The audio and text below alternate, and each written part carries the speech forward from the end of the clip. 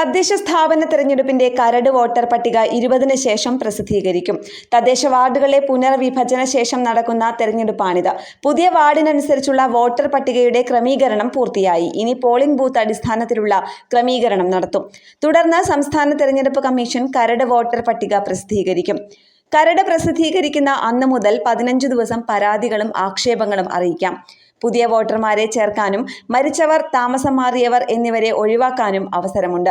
വിഭജന ശേഷം പഞ്ചായത്തുകളിൽ 1375 വാർഡും മുനിസിപ്പാലിറ്റികളിൽ 128 വാർഡും കോർപ്പറേഷനുകളിൽ 7 വാർഡും വർദ്ധിപ്പിച്ചിട്ടുണ്ട്.